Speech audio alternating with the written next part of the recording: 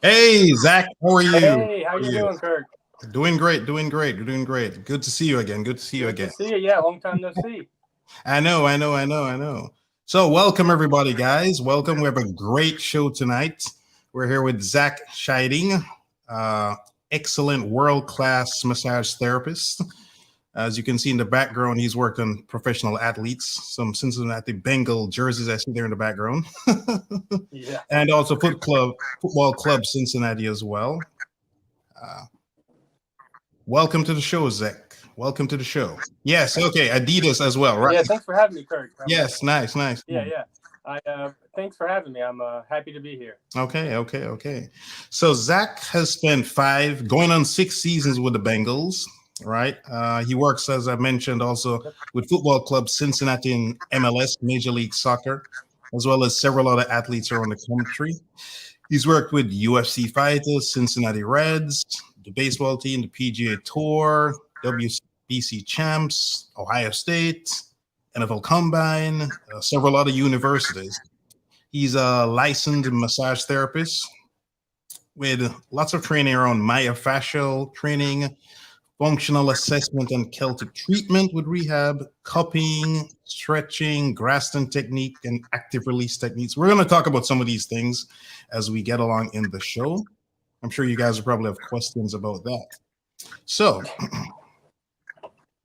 with that being said, let me do shout outs as well. See what we got so far. Igwe's daughter. Shout out to Igwe's daughter. Hello.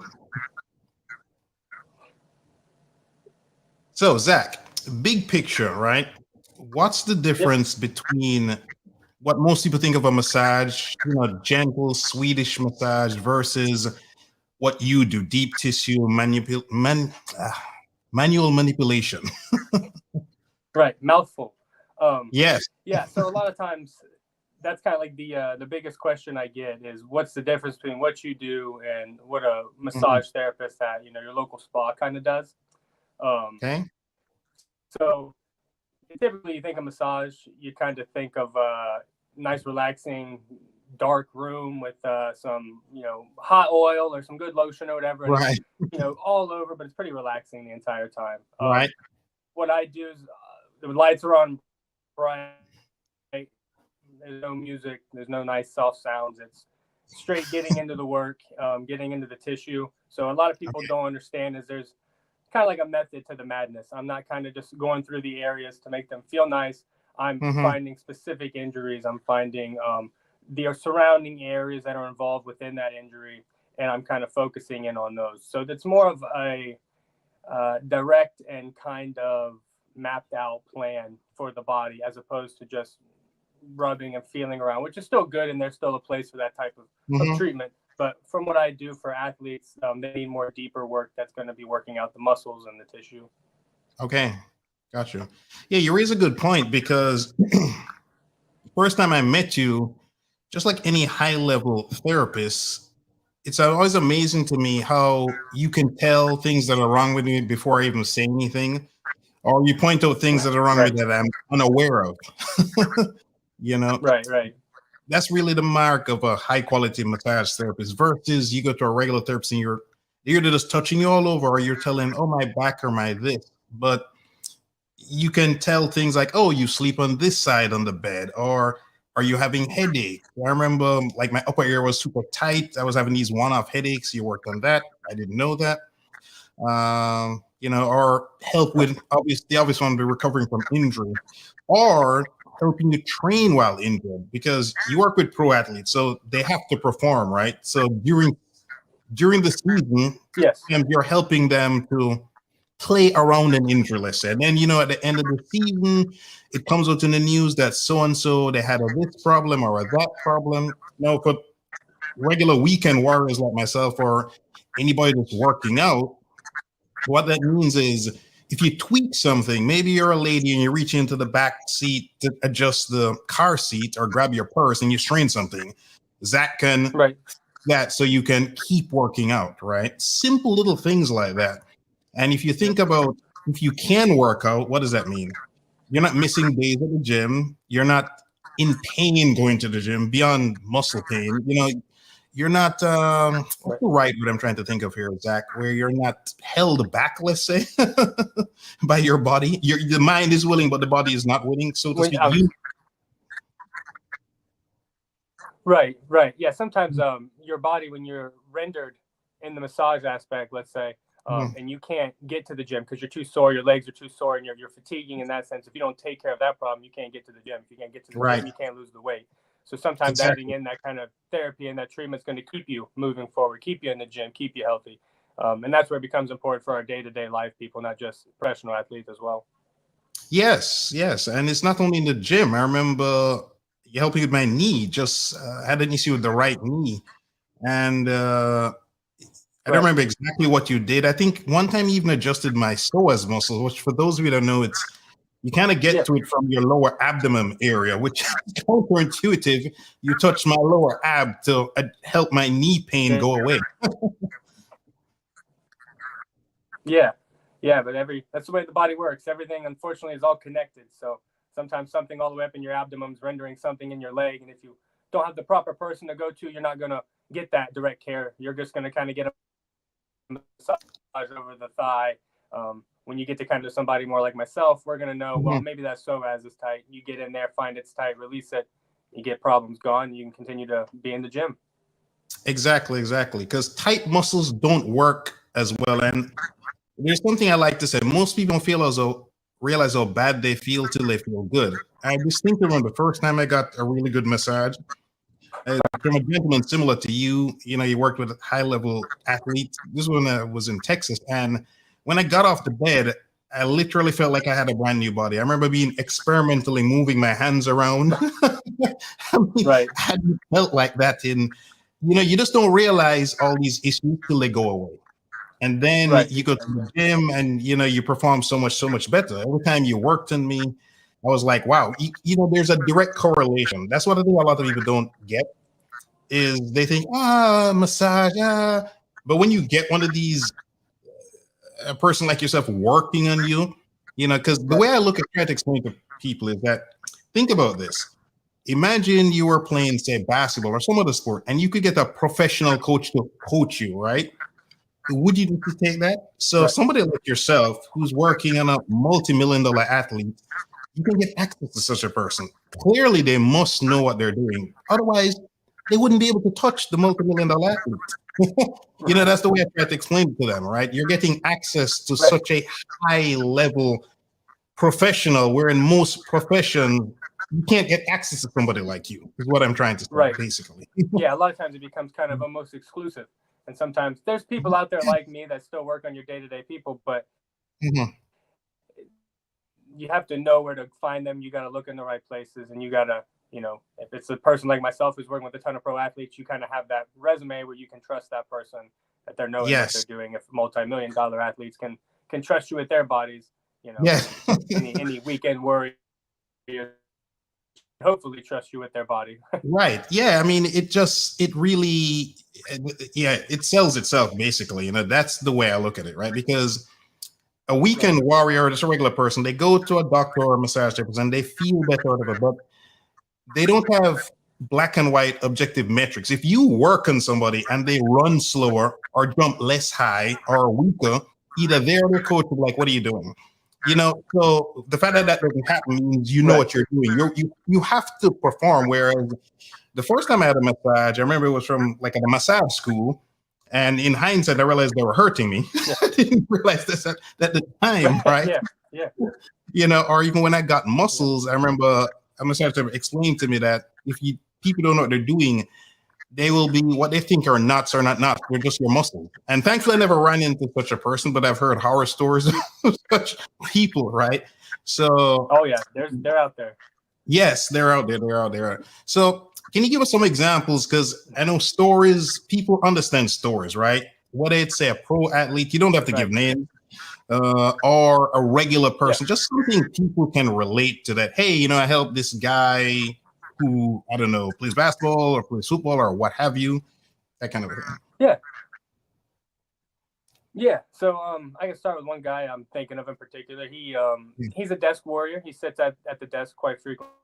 Okay. But he's also a high-level climber. He likes to climb rocks and different things. Mm-hmm. What was that? Oh, no, I didn't say anything. Okay, Sorry. yeah. So he likes to climb rocks and different things. Oh, no, sorry. And yeah, so he was climbing one day and he kind of reached up and he felt something in his pec, essentially. Oh.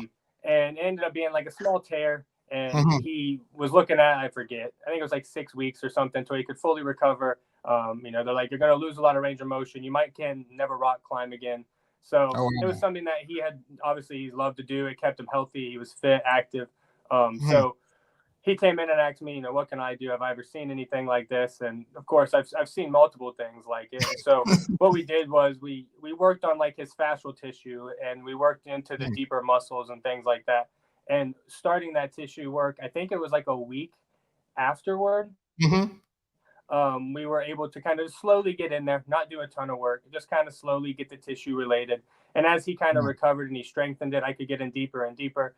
And he went back to the doctor and he told him he was like 400% recovery time faster than what he was previously looking at with other people. And so within like 3.5, 4 weeks, he was in more range of motion than what most people are when they're finished with their entire recovery process.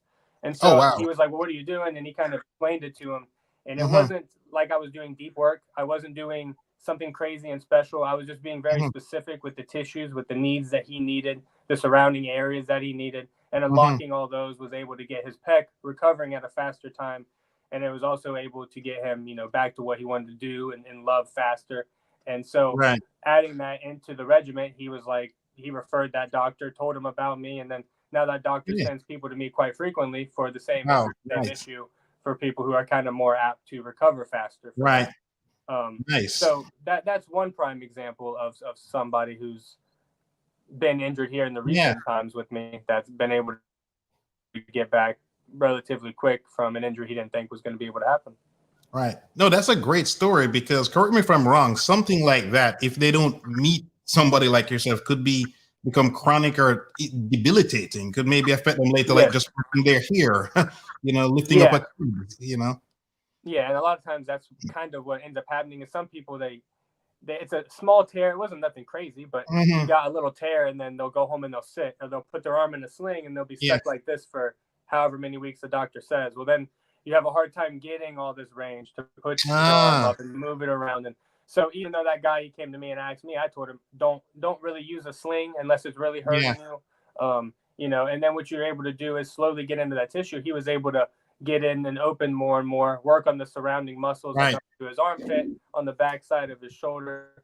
That was able to help him activate those muscles, use them more. And then that also builds trust around where the injury muscle is that you can kind of bring and open into that range of motion. So it's all just about encouraging the tissues, loosening it up. And as he exercised and worked out, he got better and better and only progressed. He never regressed at any moment. And now he's doing great. That's a great story. That deserves the reggae air horn. You probably hear that at some of the football games, right? The soccer games. Yeah, I hear it quite frequently. Yeah. Nice.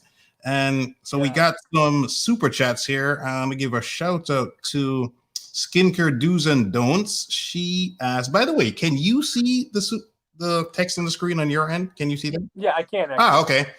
So, I can't. So we got, what type of credentialing should we look for when seeking out a massage therapist? Also, what type of massage should we get if we lift 5 to 6 times a week? Good question. Basically, how does she find somebody like you? Like me?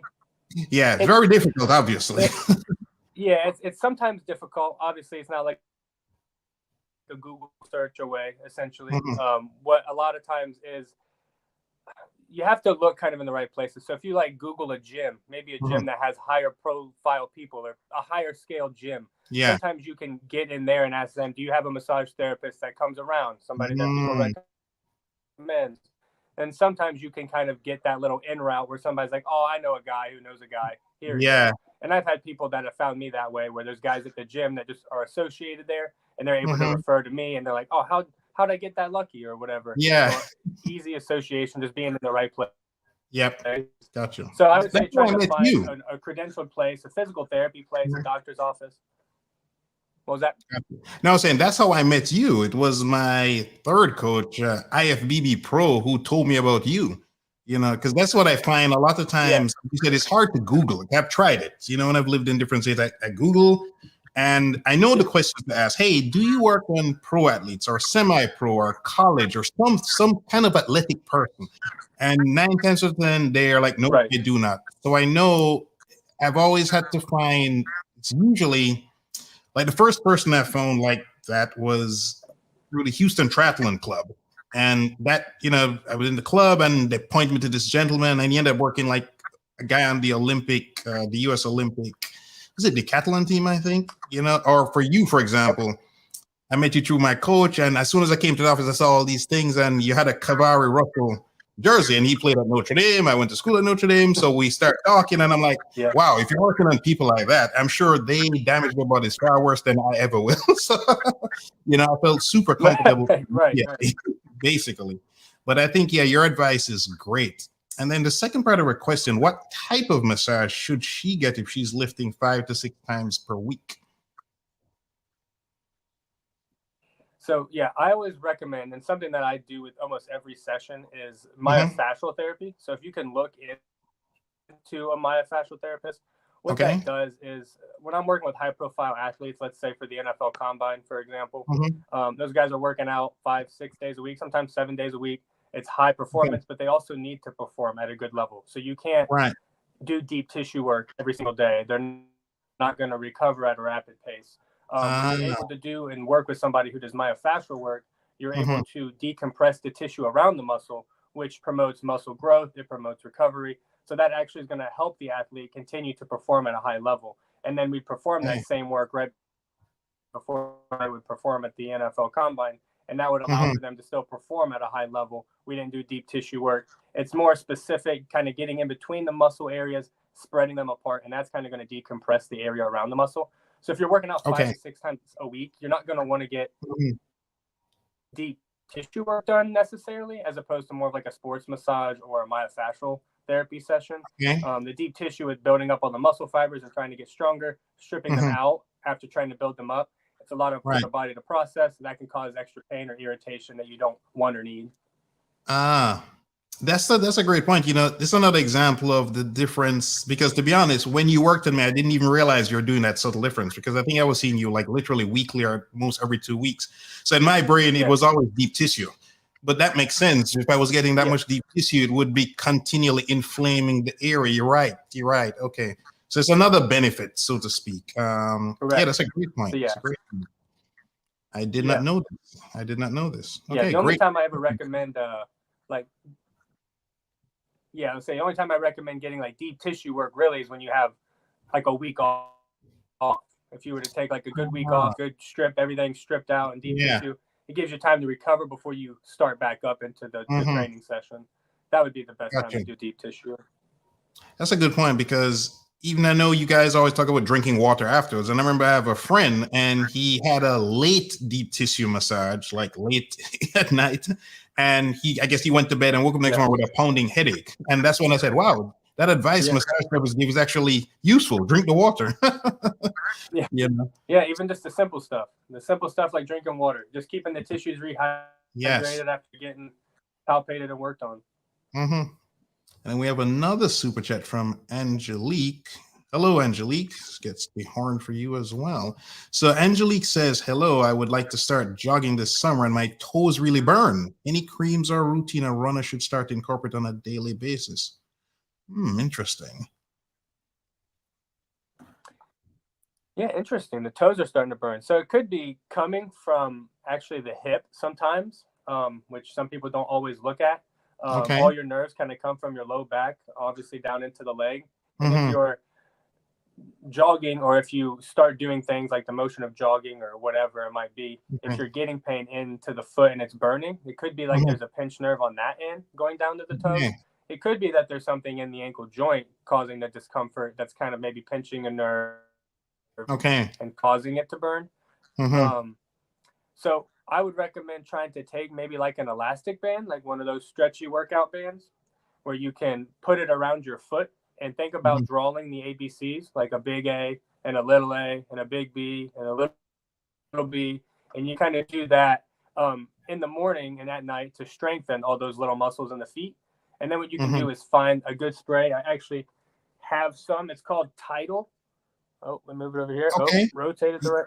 There you go. Yeah. And Okay. it's like a biofreeze kind of spray. Gets real hot, but it also has cryotherapy in it. So it's going to get really cool, and it's going to get hot, and it gets cool, and it gets hot. So it's able to do kind of a cold-hot contrast, essentially. And it's got a bunch of all-natural products in it and stuff. So that can kind of help as well with like irritation and some of the issues that you're having. And then maybe strengthening the foot as well might begin to help. But it could be an issue that starts in the hip. But that's something that you'd have to get somebody probably in your local area to poke and dig around at to try to see if that's something that you could get sorted out. No, that's a great question. Thanks, Anthony. Yes, great question. Yeah. So the name of that product I was going to bring up a link was Tidal. Yeah. Tidal, Tidl. I had added a name. Power spray. Yeah, it's really Conor McGregor began using it after he lost the night where he got his shin kicked a whole bunch, and he had a hard time getting that pain and stuff and the burning sensation to kind of go away. He started using that spray, and it actually helped that area heal a lot faster, and he was able to train quicker.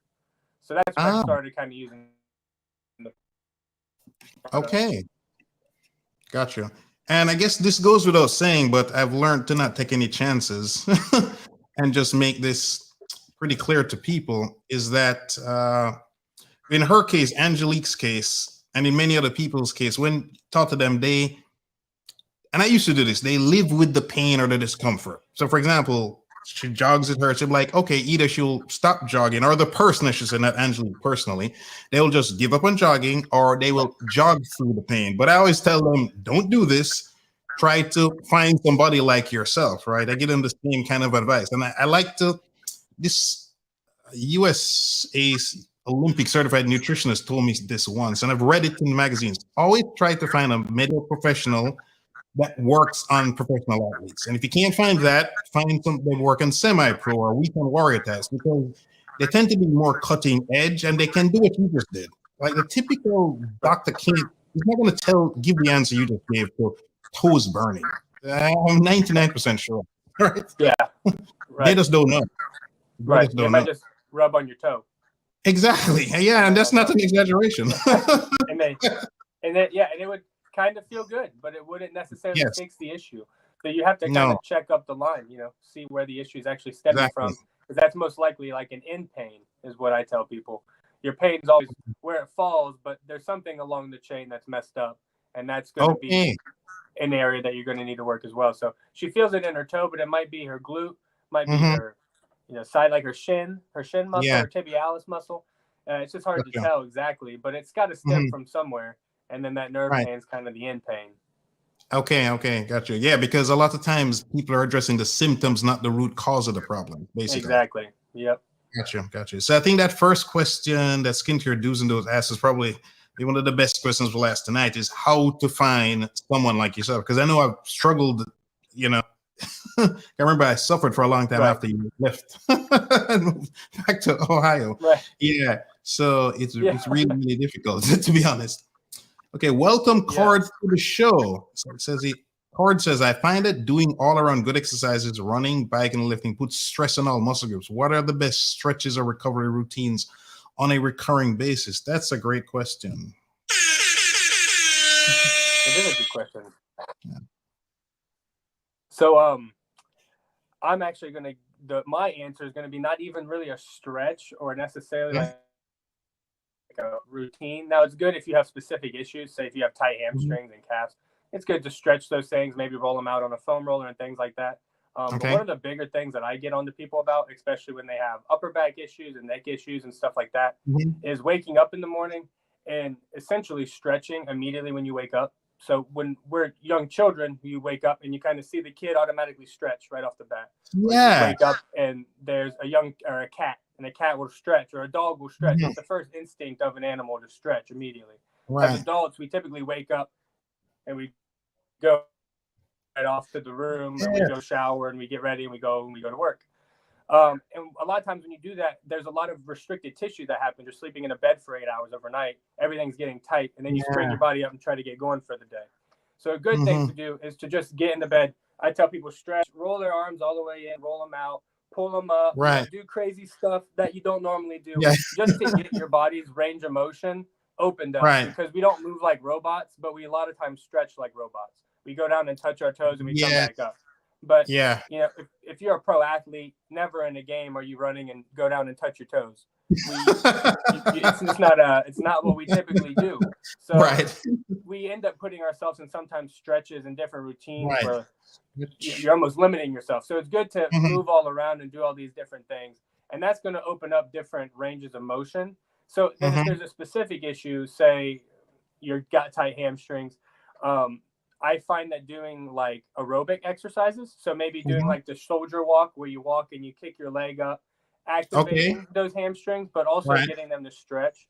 Typically, you find to get a better response from the muscles than when you just do an isometric and touch your toes, because you're not really warming the muscle up like how you're about to use it. You're really warming it up in a pattern that you're not typically going to even use.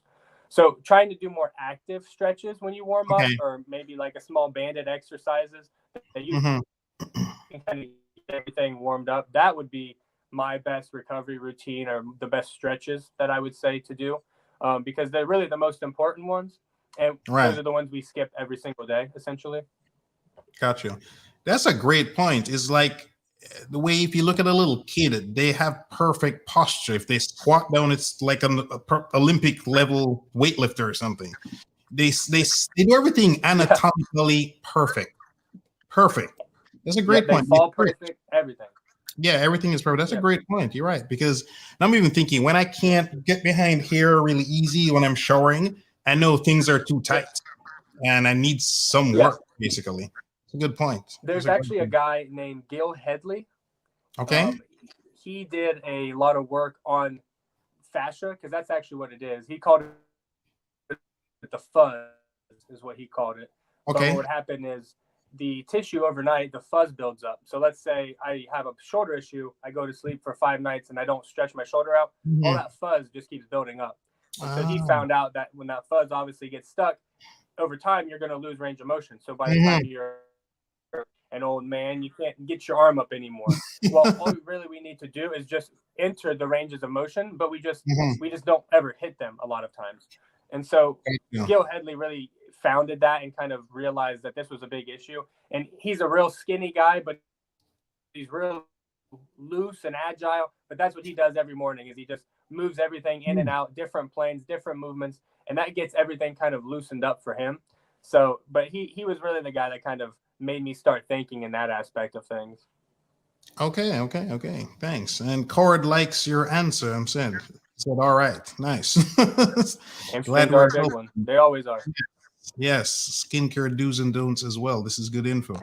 Nice. I agree 100%. So when do you need more aggressive techniques like Graston technique? And most people probably don't know what that is, so you'll have to describe that. I'll say, I brought my bag in. That way I could at least show nice. So they could visualize. Yeah, I don't have to bring up static pictures. Don't know. This is my newer one. It's got kind of a handle. And for example, I could take my arm and kind of scrape it, essentially. And that would kind of bring blood flow to the area. But the time I would really use something like this, say if there's you've had a sprain in your hamstring and it's been lingering for a long time, all that tissue around's clamped down around the muscle because of the injury.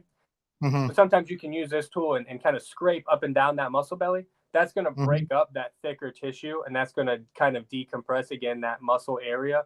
That's going to bring blood flow. It's going to break down the connective tissue. Kind of if there's any scar tissue or adhesion, you can use Graston over like scars. If you had shoulder surgery and there's a big nasty scar, use that Graston tool over top, and that breaks it down. Because I can push with my thumbs all day onto those spots, but if they're too hard, my thumbs are also pliable. I'm just going to irritate you over time.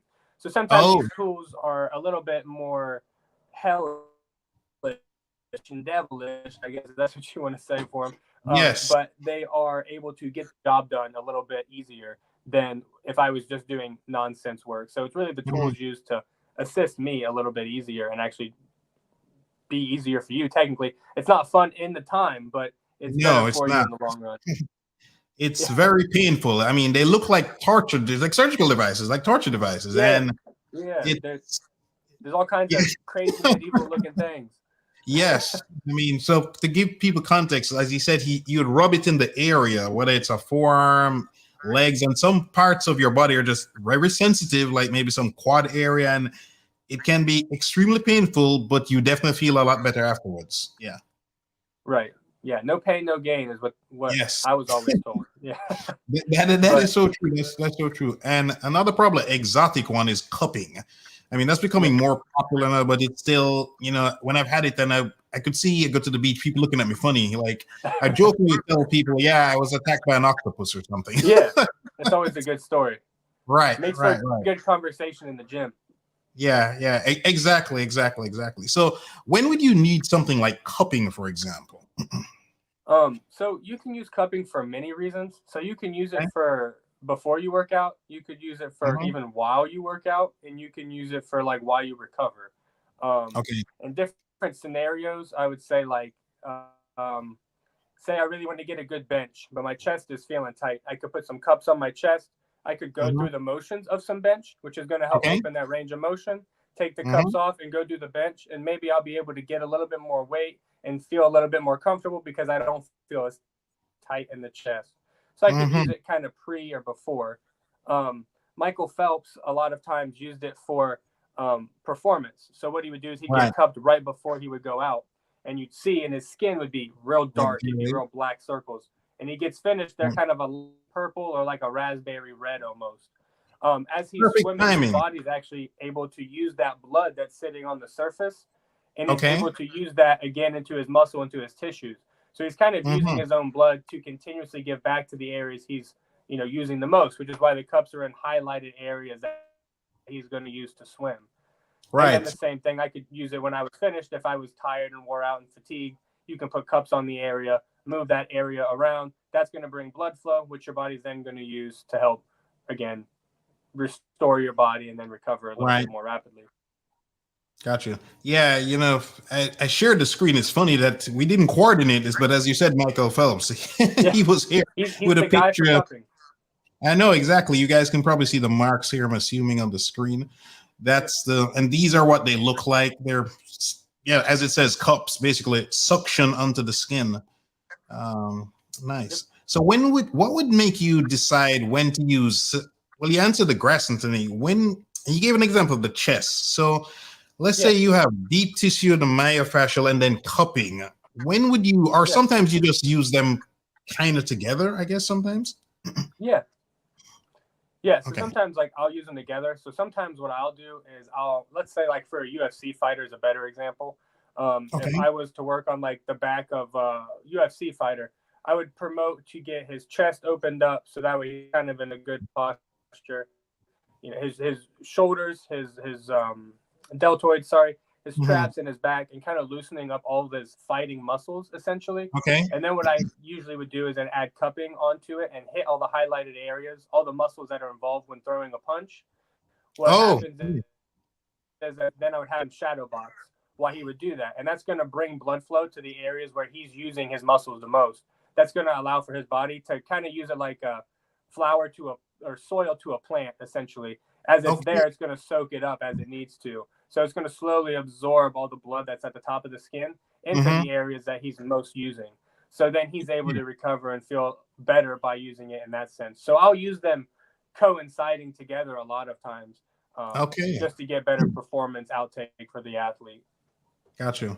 Okay, so this is what I would call advanced cupping in a sense, because typical cupping is people just put it in the areas, leave it, or maybe they move it, but it's very specific to that person for a particular task they're trying to accomplish, essentially is what you're describing.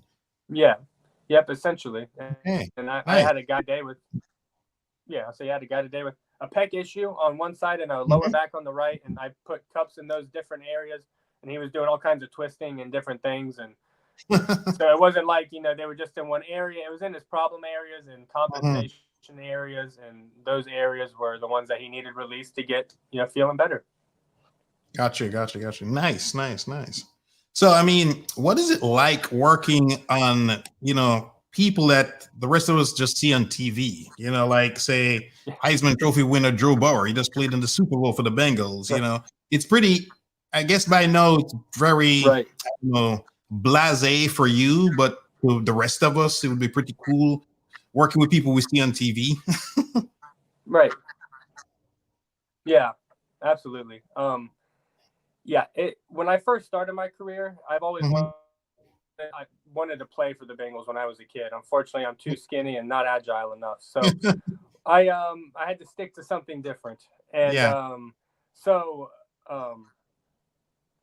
What happens is when I first started, I was real like nervous and anxious, and it was exciting, and you kind of try to take in all the little moments, and like you're nervous when you're working on the person, and Yeah. that was 5 years ago, now. Okay.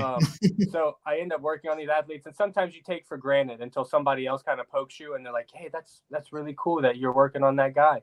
And you're like, "Yeah, I guess that is something I should, take a second to appreciate, because sometimes you're just like, oh yeah, another Bengals guy called me, and you say it kind of nonchalant, and people are, kind of blown away by it. And yes, I still am blown away when I sit back and kind of, reminisce and think about it. It's crazy to see how many athletes I've worked on, and I can turn on about any sport and know an athlete that I've worked on. Yeah. And, it's something that now, it's kind of laissez-faire-ish, but, when you work with somebody like, Joe Burrow or somebody like a higher caliber, you still kind of get those little instincts where you're like, oh man, don't mess this up, don't do anything you shouldn't do.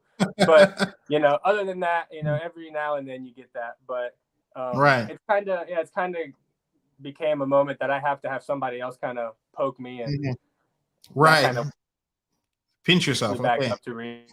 Right. Well, I interviewed an exactly. NFL Somebody's got to linebacker. do it for me. Right. I interviewed this NFL linebacker, and it's funny when he said he gained like 40 pounds of muscle in high school, and like freakish stuff like that, right? That these people are superhuman, basically.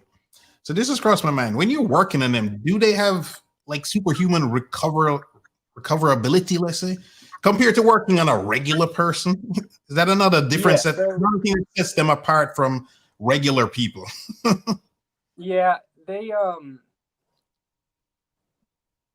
recover in a faster sense, I guess.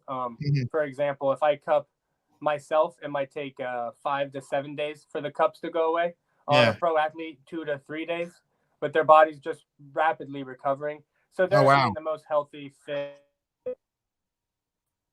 active individuals that we can pretty much think of. Their bodies are fine-tuned machines at this point.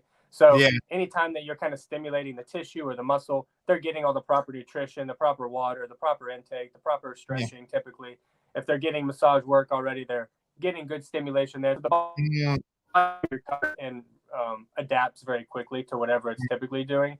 So they unfairly recover typically a lot faster than what us normal individuals do. Okay. But normal individuals also recover at different rates as well. And I see some people that are, recover fast, and other people that don't. Okay, gotcha. Nice. So got a question from Igwe's daughter. Any recommendations for any supplemental therapist to take part in to optimize the benefit of a massage? I usually just go to sleep right after because I'm so relaxed. That's a good question. Yeah. So there's other things, like if you guys are into chiropractic care, acupuncture, dry needling, yoga, Pilates, all those are really good supplemental therapies that you can kind of add in after or before even a massage. A lot of times if I do muscular work and I send them over to the chiropractor where I share an office with, what we'll do is I'll loosen everything all up, and then he'll be able to get a good adjustment for the structure because the muscles are so relaxed and loose. But if you say go get a massage and then go to a yoga class, it's good too. You've got everything kind of loosened up that you need, and then get the whole body to be involved within that, massage appointment that you just did. Any of those things are good to add. Dry needling, the same thing. You're kind of getting specific areas hit, and then you have the dry needling person hit the specific areas and release that, direct tension, and that'll help out too as well. So those are a few supplemental ones that I would recommend to add in with the massages that would kind of help out. Oh no, great answer, thanks. And I see I missed shouting out two people that had joined. Hello, Will No. Yes. Thank you, Will. Yes, fellow Golden Domer. Nice. Thanks. And I did not say hello to the positive therapist as well. Apologies if I missed when you joined the chat. I was so focused on Zach. So, Zach, I have this device here, my massage gun. It looks very futuristic. I love gadgets, right? Yep. And let's see, will I get it turn on, of course. I mean, for you ladies, this is not a pleasure device or anything like that. It serves a purpose. So I use this mainly on my IT band, like my right side specifically. That's about it. And calves maybe, but I'm careful with it because I know you can go, like any good thing, you can overdo it, right? Right. What are your thoughts on massage guns? Do you use them? Do you recommend regular people use them? Any things you would be cautious about? Yeah, I use them in my practice. I Okay. use them for a little bit of a different reason. It gets a little bit fancy, so I'll try not to get too fancy. But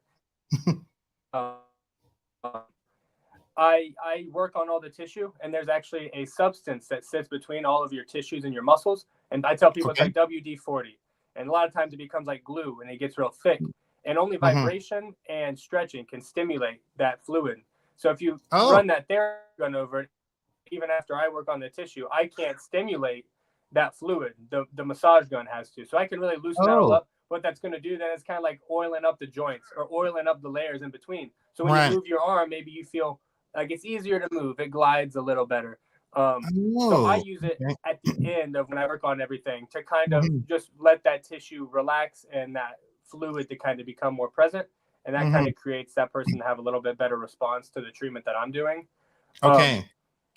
And for the people at home, great tool for people to use. Biggest issue, and there's actually an app for the Theragun where they actually kind of give you a guide on how to work on the tissue, so that way you don't end up hurting yourself. But main thing people do the most is they overstimulate, like you said. They'll run it over their quad for 4, 5, 6, 7 minutes. Yeah. And what ends up happening is you've overstimulated that muscle, and the nerve becomes irritated, and then the muscle gets tight, and then you actually have more pain. And then sometimes you come back the next day and you do it again because you think it's just tight. And you need to do it again, and you're actually doing damage to it consistently. So you really should only work on about a 2-inch by 2-inch square for like 30 seconds to 45 seconds. So you shouldn't really work an area for too long, actually, because that can obviously be bad and can irritate the nerve and that can cause more damage to the muscle. Right. Yeah, that's interesting. I mean, the one thing I knew in advance was not to do anything like above the neck. And lo and behold, when I Googled, I found some people doing stuff above the neck and creating problems with lines and whatnot. So, I mean, the thing I liked about the Theragun, like you said, it's the app. It comes with an app, and I'm not a professional massage therapist, so I Googled and I did some research before. Yeah, but of course, some people just go buy some random massage gun and start all over the place. They're like, yeah, I had this pain, but now it's worse. Because I saw a couple of videos of that, just to be careful. Okay, wow. Yeah, you can misuse them for sure. Yes. Any other kinds of equipment that you utilize in your practice? Yeah, this was the one thing I kind of flashed earlier. It's an AccuBin is what it's called. It kind of delivers direct electricity through here. I'll kind of show you a little bit on maybe my thumb. As you can see, it's kind of twitching as I hold it on there. I can kind of increase it, and it'll shake a little bit more.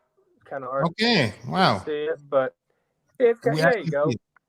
And it's just kind of stimulating it essentially. But what that does is, say if I can put it here on my neck while I'm talking, and it'll really make my like shoulder jump. I don't know if you can see it real well, but it's jumping pretty good. Yeah, we can see. It sends electrical impulse through the muscle, and if there's any disruption or tightness, it makes it jump. If there's no restriction, the electricity is able just to pump through and freely flow. So I'll use this sometimes after I kind of work on everybody, and it kind of calms the nerves down if you're having a lot of like nerve pain. It kind of helps find those specific areas, and you can target and pinpoint them and let that stimulate. Again, you can only do it for about 15-30 seconds. If you do it too much, the nerve gets irritated from all the electrical stimulation. So again, you kind of have to do it with ease, essentially. This is one of the newer cups I have. It's a ached away cupper, but this is actually, you've never seen one of these. No. Or maybe you have seen one, but no, it's I've an not. automatic cup. So I'm able to just put it here on my forearm and hit an on button. And it'll, so now it's already suctioned to my arm, and then it delivers red light therapy at the same time. Oh, so wow. It's able to give you red light therapy, plus it kind of relaxes and has different settings that you can do on it. And so I'll put this on people, and the red light therapy kind of just flushes out inflammation, helps detox the area. But they're a newer style cup than your traditional style ones. I still use those where you suction and you pull on them. But these are just able to kind of, for athletes, the red light speeds up the recovery on the tissue, so you don't get those dark circles as much. So they're really that red light speeding the recovery process. So that way, as a normal cup, you would just have the cup suction, and that would not break anything else down. It would just bring blood flow. The red light's breaking down the blood flow as it comes to the surface, and it's making your body dispose faster of the tissue, or of the blood in the tissue. So I use those as well. Yeah, I didn't know those existed, to be honest. We talked about that.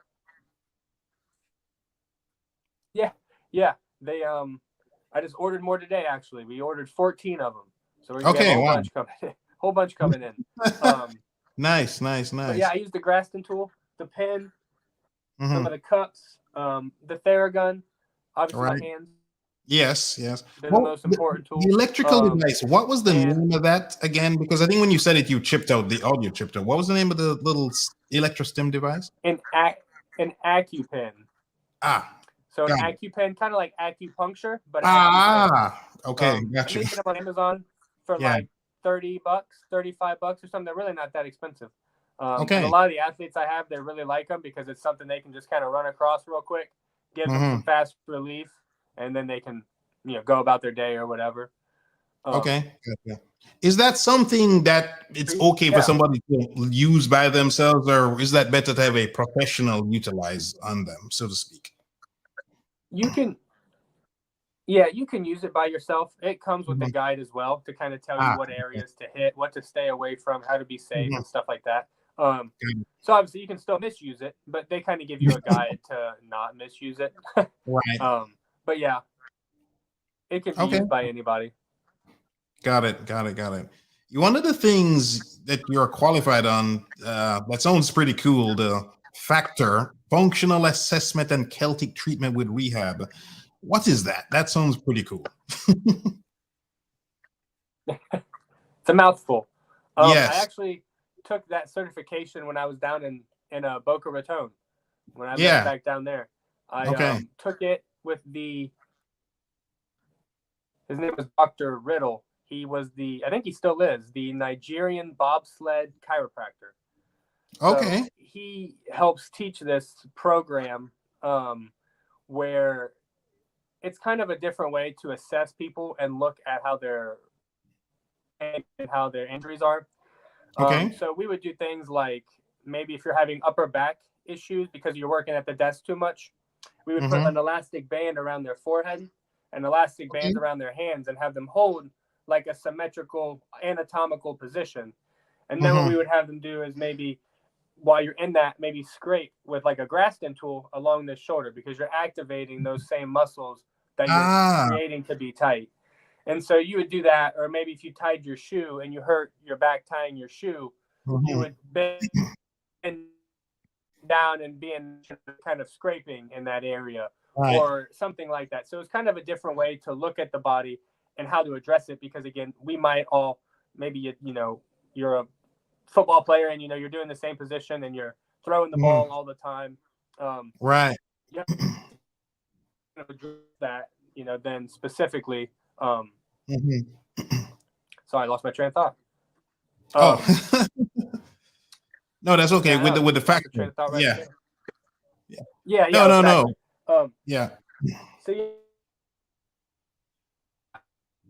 can, and then you kind of scrape that area, but you have them hold the ball like right here, and you'll scrape right through that muscle. It's just putting Ah, them in the position that they use a lot to follow right. through and releasing it in that way. So it was kind of a different way to assess the athlete and assess the normal or Okay. assess the average person. Right. So yeah, it was a pretty cool course. And there were some Okay. things I couldn't take because some of it was chiropractic based. So I took all the manual Okay. therapy portions of it. But there were some portions where they had to do like stuff. But that Okay. was like the main breakdown of it, just finding different ways to explore and give out treatment. Okay. Okay. Got you. And then active release therapy. What is that in layman's terms? So I hear that thrown about a lot. So that was something else I didn't get certified in necessarily, but the chiropractor that I worked for down in Florida, he was certified, and that was really the only technique he wanted me to use in his office. So he taught me pretty much all of it. But in layman's terms, I tell people it's kind of pushing on one muscle, and then you kind of move in another pattern, and you got to think of it's like pulling taffy. Is I'm kind of pushing an area that's sore, and I'm doing it while it's in a shortened position. And when I have you look down and turn your head, that muscle is going to elongate and get longer. So as my thumb's holding that spot, you're going to get that to kind of pull like taffy. And as you do it a few times, it's going to make that muscle kind of release, and that opens it up. And you kind of do that, say, through the whole shoulder girdle. You're going to able to get those muscles to kind of actively release per se, and that's going to be able to get them to have more range of motion and feel better and all those type of things, essentially. I'm pretty sure you did that on me. I'm trying to think with like my glute or something. So. If say you're pushing it in my right glute, because I've had that turn off before, and then you make me bend my leg or something. Would that be something along those lines? Like you're pushing in one thing and I'm bringing the leg into my chest and down, something moving like that. the other. Yeah. Okay. Yeah. So I do that one a lot for like high glute stuff. I just kind of put my elbow and let my body weight sit. And as you bring your knee to your chest while you're laying on your side and you drop your leg off, it's making that leg get longer, and that's making the muscle get longer. But since I'm pinning it down, I'm causing a force and attraction between the muscle and the tissue. That's what's going to cause that release to open up. So I could just sit my elbow there, and that would be a decent release. But putting in that, it actually gets a bigger pull and a bigger release to the muscle. And that's also another one of the painful things. Remember? Also another one of those painful things. Yeah, but I don't do too many things that are nice. You're right, that's not painful, right? But as I tell people, well, I've never had somebody do one of these things and regretted it, because you always feel better afterwards. There's a reason you're seeing the person, because something is wrong, and if they cause pain. Let me not hurt you. That's the wrong word. If they cause some pain, you always feel better afterwards. 100%, not 99%, not 90%, 100%. Okay, we got a super chat from Heatway's daughter. Zach, who should be careful before considering massage? As a nurse, I'd say anyone with clotting disorder should consult a physician first. Curious to know if you've ever turned anyone away and why. That's a great question. That's a great question. So there are some people who need to be careful of massage. Clotting disorders would probably be one of them. Also like a blood thinning disorder. So I've turned some people away if they're on high amounts of like Coumadin, which is like a blood thinner. It can be bad for them to get into the tissue, especially to like use a scraping tool and bring a lot of blood to the surface. It can cause that blood to clot, or it can cause them to bleed a little bit too much on their superficial tissue, and that can actually cause damage to them. I don't have too many people that I have to turn away, but there are a few situations, such as if you have a clotting disorder, or you're on a bunch of blood thinner, stuff like that can be a contraindication. Like being intoxicated is a contraindication, but there's things like if you're on opioids and stuff, sometimes they say to be careful because it can increase the effect. So say if you're on an Oxycontin for pain and you come in and I work on you, it opens all the blood vessels. So that's going to increase the effect of whatever medication you're taking.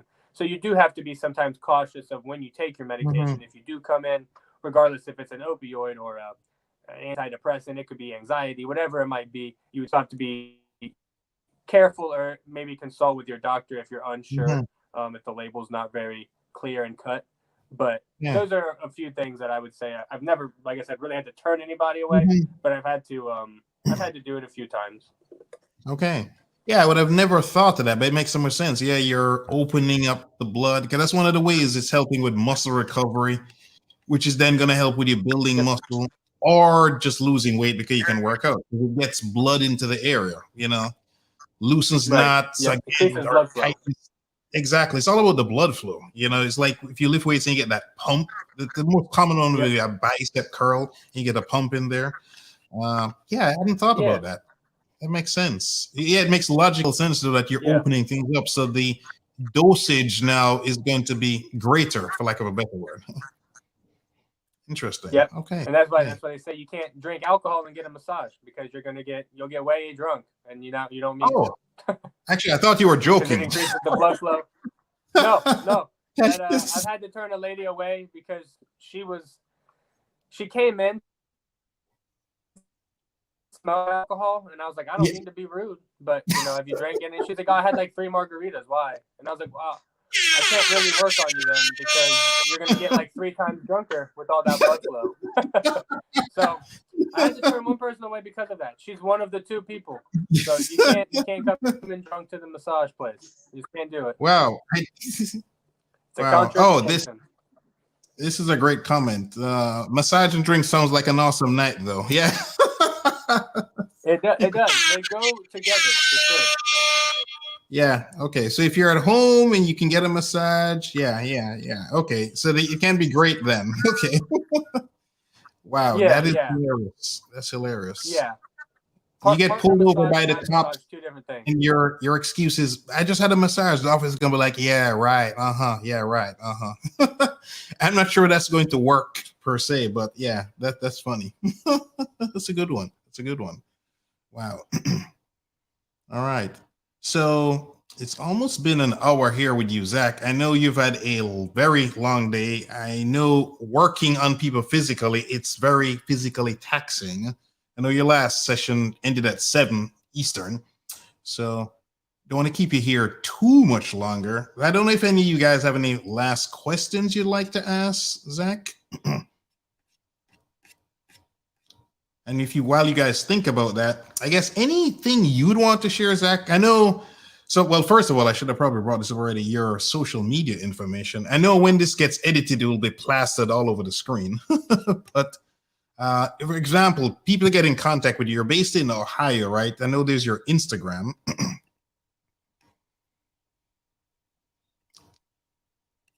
Sorry, your volume can't hear you. I think your volume is out if you're speaking.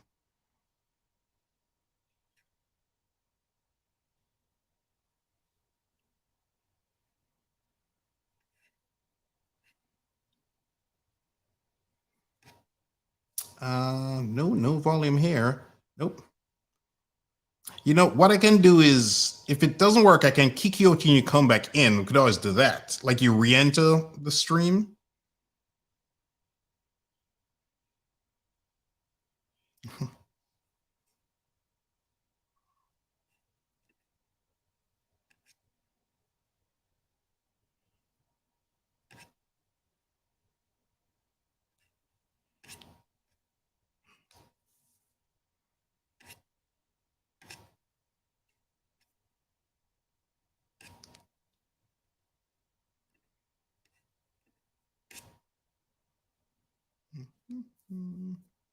No. So Zach, I don't know. Can you hear me? If you can hear me, what I will do is just kick you out and you re-enter the stream. And then I think that should work. Let's try that. Okay. So while Zach re-enters, send him a text. Just re-enter the screen. Re-enter the stream. Okay. And in the meantime, we had a comment from Angelique, who is a Imana. Thanks for that.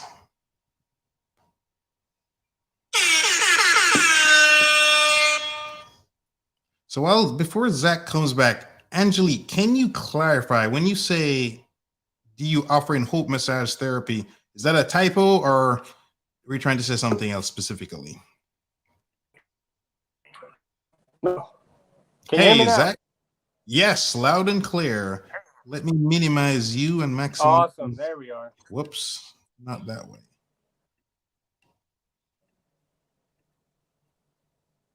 Yeah, sorry about that. No, not a problem. I meant to say in-home therapy, not hope. Aha. So Angelique is asking, do you offer in-home therapy? I guess, do you go to people's homes, basically? I do go to people's homes. Not as much as I used to. When I started my career, there was kind of more time for that. Now that I'm traveling with the soccer team and working with the football team, I occasionally find time to make it out to people. It's an upcharge in the price for everything. Right. But I do make it happen from time to time where I can do in-home therapy. Okay. Got it. So I am going to post your Instagram, because is that the easiest way to get to you, or also your website? I would say probably Instagram is probably easier. I mean, I can still get a hold of on my website, but for me, communication-wise, it's just faster. Okay, got it. I know, because I saw the website on the Instagram, but I know not everybody has Instagram. That's what I was thinking. So yeah, I mean, either one really. Yeah. What is your website? So it's massagebook.com /Scheiding Sports Massage. Cool. So massage book. Again, this will look very professional in the edited version. Video. No worries.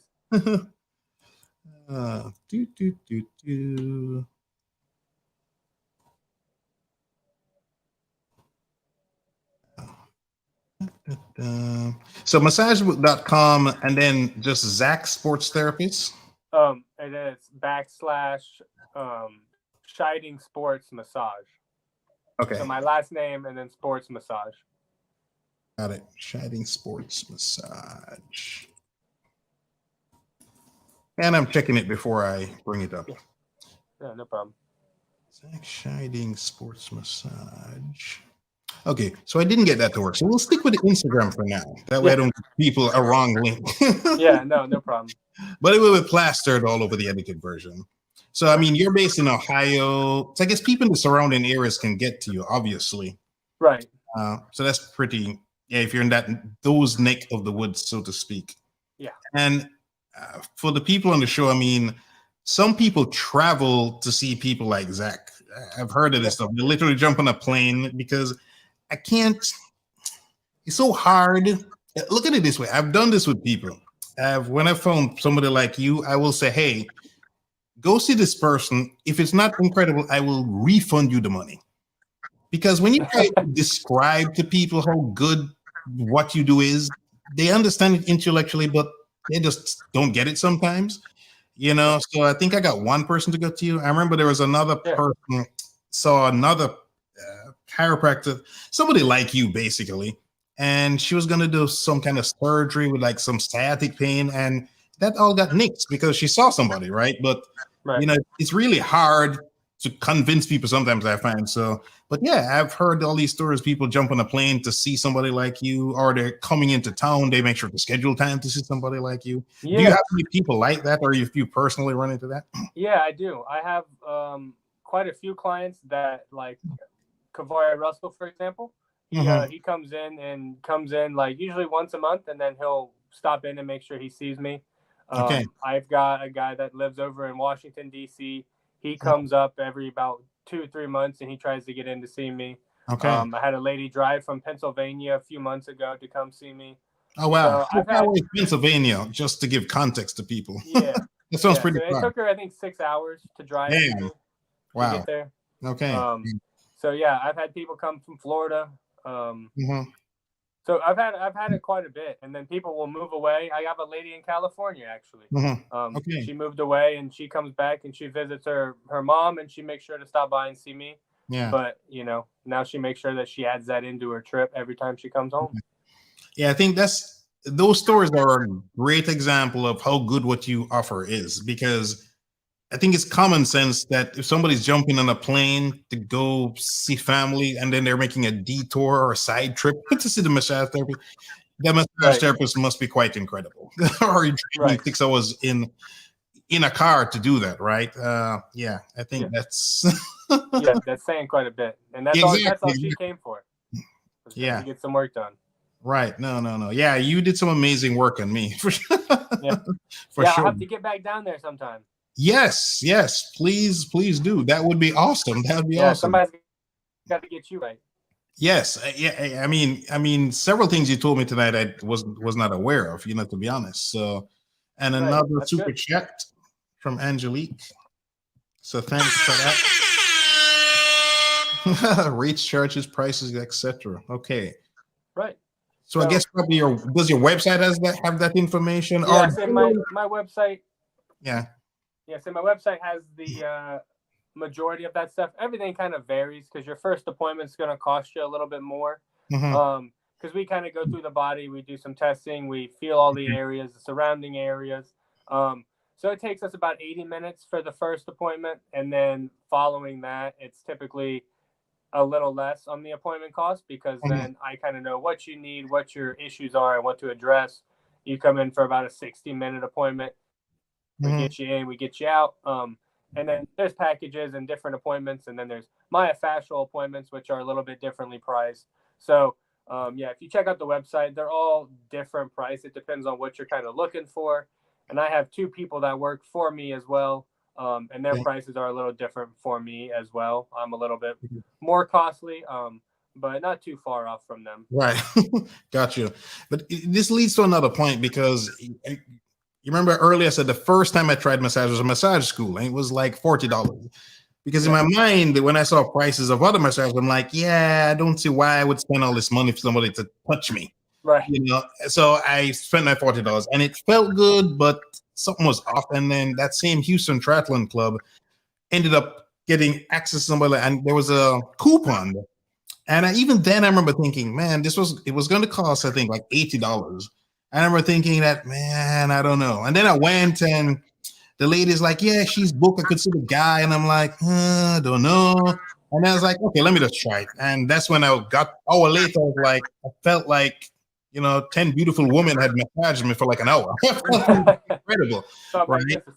I was experimentally moving all my limbs around and things like that. So I bring this up to, what is general prices people see throughout the country where they may get sticker shock, but if they actually spent the money, they'd be like, wow, that was worth every single penny.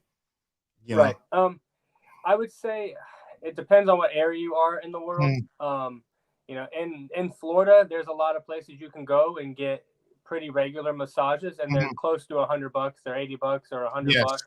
That's true.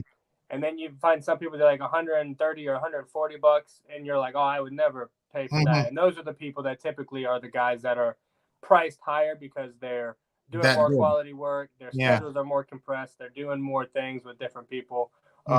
So it's not like a going rate. But like here in Ohio, the going rate's like $60 for a massage. So on a cheap, regular, like normal massage, you're looking at $60, $70. So usually a good one's $100, $120 on a higher rate. So it just kind of depends on what part of the world you're in. In Cali, a girl, she's doing like 120 or 130, but it's for like 45 minutes. It's not even a full hour. Okay, wow. So, but the inflation's higher there. It's higher cost of living. So it's going to cost you a little bit different than what it's going to here. So it just all depends, I guess, on where you're at. Right. So I guess I could, well, this is what I'm thinking. So tell me if you disagree. General rule of thumb, I would say, in hindsight now, knowing what I now know, I would never pick that $60 massage. I would pick the 120, the 130, what have you. I'd rather get one of those than 2 or 3 of the regular ones, quote unquote. And I truly believe this, but let me know if you disagree with that. No, I would definitely rather do that and try something that typically, like anything, if you buy a product that's typically a little bit more expensive, it normally works a little bit better. If you buy a really cheap, super glue, it usually doesn't hold as long as like a Gorilla Glue. Right. That's a little bit more expensive, but it does a Right. little bit better job. Kind of the same idea.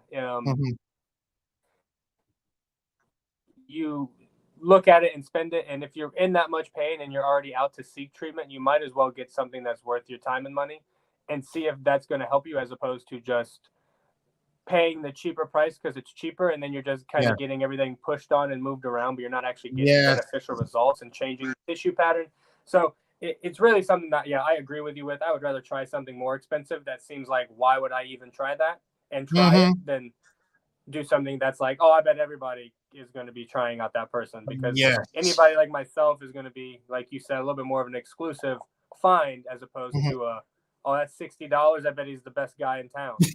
Typically not how it works. No. I mean, I like what Igwe's daughter said, you get what you pay for. And I like what you said. If you're in pain, like, what is that worth to you? Yeah. What's your health worth?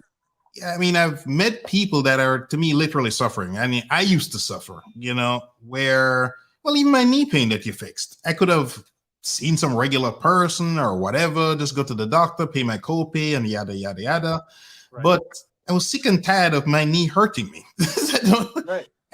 Some people they're just suffering. That's why I'm very serious when I told you, I've offered people like, listen, you see this guy or this lady, it doesn't work, I'll give you money back. I've never had to refund anybody. Never. Not even one time.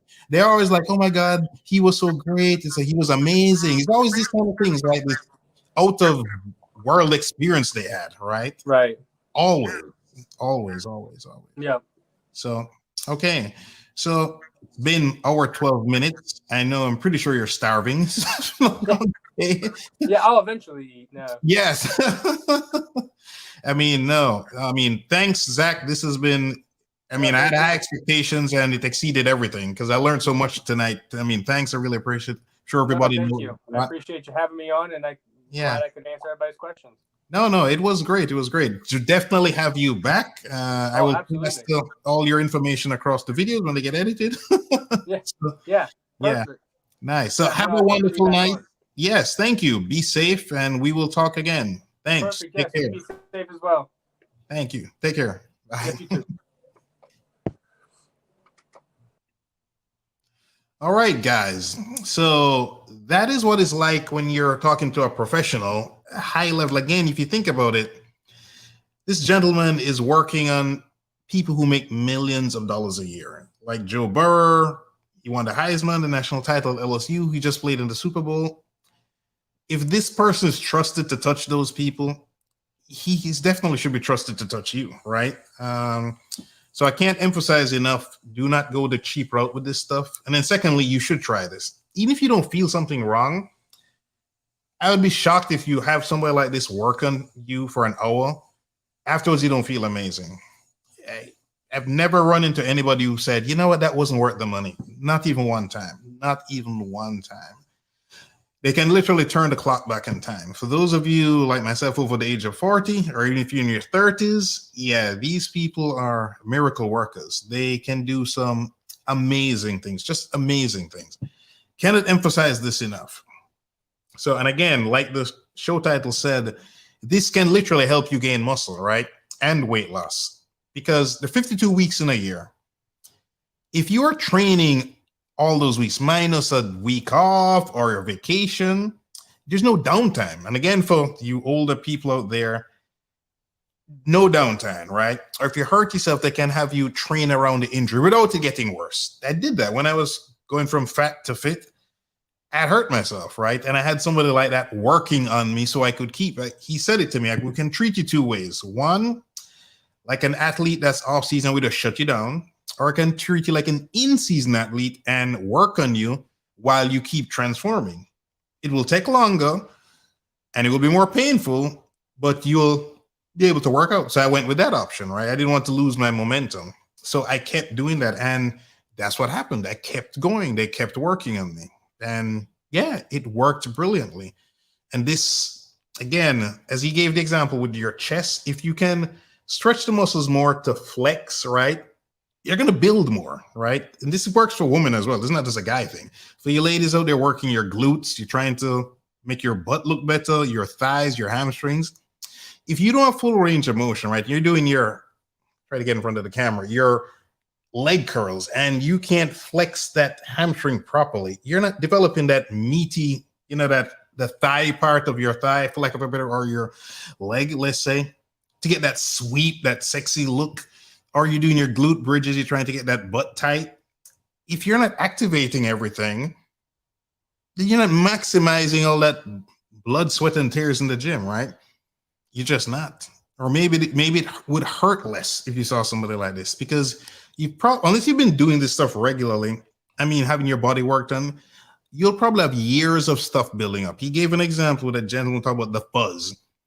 And that's why it felt so great that first time I had a really great massage, because it was years of gunk building up, all this stiffness, and everything just got released, right? So I am so sure that if you guys utilize somebody like Zach, if you're in that area, highly recommend you go there. I'd be shocked if you didn't think he was worth every penny. Worth every penny, right? You can't put a price on your physical comfort, not being in pain, performing well in the gym, probably help you in bed, just saying. So yeah, I think it was a great show. Hope you guys liked it. Again, I learned a lot. And thanks for showing up. Love the comments. Great questions. I didn't want to bring anybody up directly since we had Zach going, but in our next show, again, we'll invite people to call in and come upstage. But again, thanks. Have a great night, guys. Later's my massive. Me I go long now.